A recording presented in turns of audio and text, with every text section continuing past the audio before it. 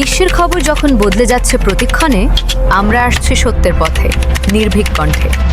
CNW news TV সংবাদ, যেখানে শুধু তথ্য নয়, বিশ্লেষণও সমান শক্তিশালী।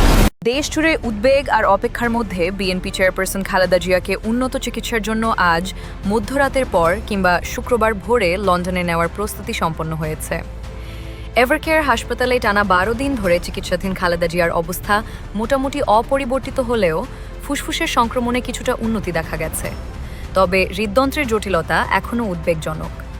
চিকিৎসকদের সর্বসম্মত সিদ্ধান্তে কাতারের আমিরের পাঠানো বিশেষ এয়ার অ্যাম্বুলেন্সেই তাকে লন্ডনের নির্ধারিত হাসপাতালে নেওয়া হবে, যেখানে যাত্রাপথে প্রয়োজনীয় সব চিকিৎসা সুবিধা নিশ্চিত করা হয়েছে। চীন ও যুক্তরাজ্যের বিশেষজ্ঞ চিকিৎসকেরা সশরীরে এসে তার সর্বশেষ পরীক্ষা নিরীক্ষা ও রিপোর্ট পর্যালোচনা করে দ্রুত লন্ডনে নেওয়ার প্রয়োজনীয়তার কথা জানিয়েছেন। আজ রাতেই ঢাকায় পৌঁছানোর কথা রয়্যাল এয়ার অ্যাম্বুলেন্সের, আর সব ঠিক থাকলে ভোরের আলো ফোটার আগেই খালেদা জিয়া লন্ডনের পথে রওনা হবেন। দেশের মানুষ আশা করছে উন্নত চিকিৎসার মাধ্যমে তিনি দ্রুত সুস্থ হয়ে ফিরে আসবেন।